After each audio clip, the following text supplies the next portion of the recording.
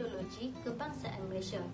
Ia telah dibentuk pada 31 Ogos 1970 oleh Majlis Gerakan Negara, iaitu setahun selepas berlakunya tragedi 13 Mei 1969 yang menghancurkan perpaduan dan ketenteraman negara.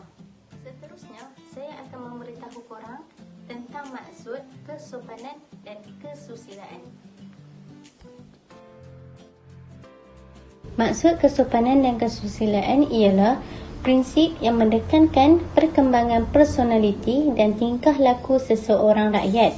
Tujuannya adalah untuk membentuk warga negara yang bersopan santun dan bersusila selaras dengan kempen budi bahasa dan nilai murni yang dijalankan sekarang. Yang kedua pula ialah sifat individu yang bersopan santun dan bersusila adalah amat penting dalam konteks perhubungan antara satu sama lain dalam masyarakat pelbagai kaum di negara ini. Sikap bersopan santun dan bersusila patut diamalkan bagi membentuk individu dan masyarakat yang berdisiplin serta bermoral tinggi yang akan mewujudkan sebuah masyarakat yang harmoni.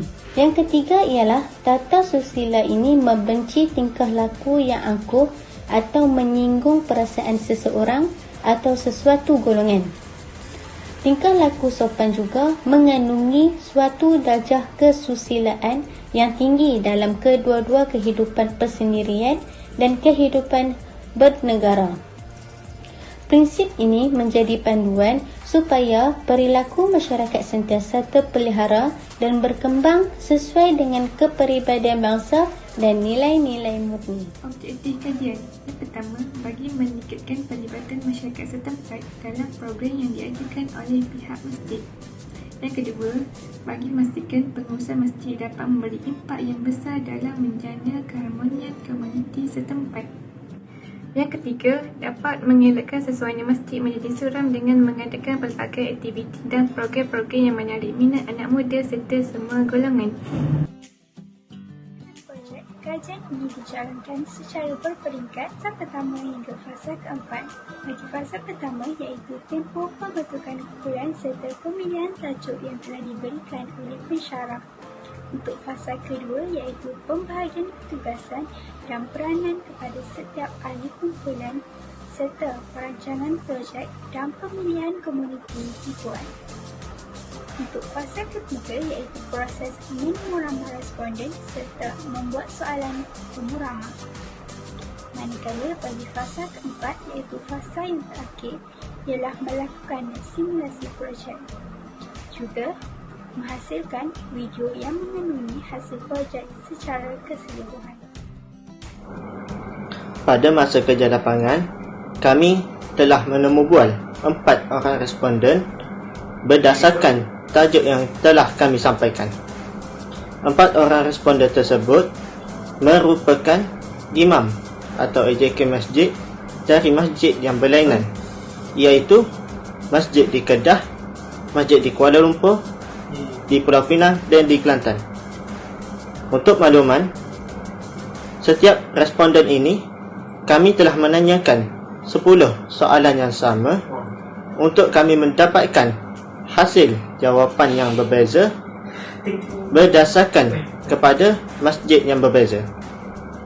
Kebanyakan jawapan yang kami perolehi daripada AJK masjid tersebut adalah berbentuk positif. Daripada analisis kajian yang kami perolehi melalui temubual AJK masjid yang terdiri daripada 4 buah masjid, iaitu Masjid Pulau Pinang, Masjid Kedah, Masjid Selangor dan Masjid Kelantan. Peratusan pelibatan semua masyarakat setempat bagi program yang telah dianjurkan oleh pihak masjid seperti berikut. Yang pertama, Masjid Pulau Pinang sebanyak 80%, Masjid Selangor sebanyak 88%, Masjid Kedah sebanyak 73% dan Masjid Kelantan sebanyak 98%. Seterusnya, kita beralih pula kepada nilai dan sikap. Apakah nilai dan sikap yang kita perolehi sepanjang kami membuat projek ini? Iaitu nilai bekerjasama. Nilai bekerjasama adalah merupakan salah satu nilai murni yang perlu dipupuk terutamanya bagi kalangan rakyat Malaysia.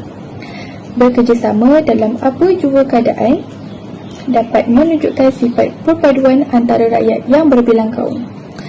Selain itu juga, sikap ini amat penting bagi memantapkan lagi sesebuah organisasi terutamanya seperti masjid. Di samping itu juga, kita dapat mewujudkan hubungan yang kukuh serta harmoni dalam kalangan rakyat Malaysia yang berbilang kaum seperti Cina, Melayu, India dan lain-lain lagi. Akhir sekali, kita dapat melahirkan rakyat Malaysia dalam bekerjasama bagi membentuk sebuah negara Malaysia dengan lebih baik. Antara solusi-solusi yang kami dapat dalam kajian ini, yang pertama, membuat karnival berkaitan sejarah tamadun Islam ataupun pengorbanan Rasulullah SAW supaya dapat memupuk masyarakat terhadap agama Islam serta cinta kepada masjid. Yang kedua, menjemput penceramah-penceramah yang terkenal dari kalangan orang muda dan penyampaian yang menarik dalam ceramahnya. Yang ketiga, pihak masjid perlu menganjurkan program-program berbentuk hiburan berkaitan dengan dakwah. Sebagai contoh, karnival cinta masjid.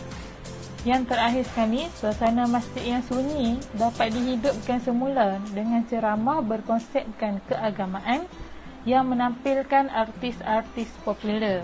Masjid perlu menggunakan platform yang sewajarnya dengan peredaran zaman agar mencapai matlamat untuk menarik anak-anak muda mengenali Allah SWT. Selain itu, pihak masjid juga perlu bijak melakukan sesuatu program yang mengikuti syarak dan sesuai dengan minat penduduk. Dan dari pilihan tersebut, kami telah mendapati respon yang baik. Respon yang telah diambil tersebut dapat dilihat bahawa ramai antara mereka bersependapat dan dapat memahami penghayatan rukun negara dengan jelas. Oleh itu, terdapat langkah yang lebih bermanfaat untuk memupuk tahap kesedaran yang lebih tinggi dalam kalangan-kalangan masyarakat dari aspek penghayatan rukun negara dapat dititik beratkan dalam perlembagaan mahupun untuk menjamin perpaduan. Sekiranya aspek ini tidak dititik beratkan dengan baik, maka akan terbentuklah keruntuhan akhlak. Akhir sekali, nilai kesopanan dan kesusilaan merupakan salah satu asas kepada rukun negara yang harmoni dan bertatatu sila. Jadi, nilai ini sewajarnya dipupuk agar menjadi perpaduan di negara Malaysia kelihatan harmoni dan makmur.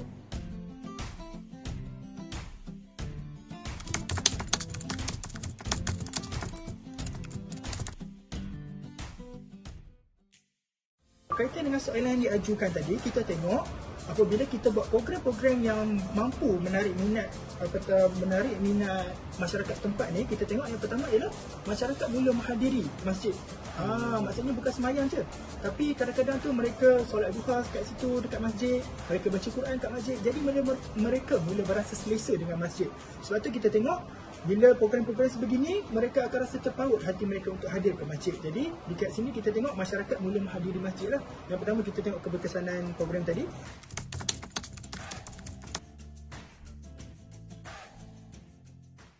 Mungkin sekarang ni tidaklah banyak cabaran lah, tapi di permulaan di peringkat awal dulu mungkin ada yang ketika saya mula menjadi imam tu, mungkin pendekatan kita agak keras sikit. Jadi akhirnya saya faham apa yang kita nak buat, apa yang kita nak jayakan. Jadinya alhamdulillah hari ini kita berjaya menarik mereka-mereka yang anti masjid tu sendiri untuk menjadi ahli masjid.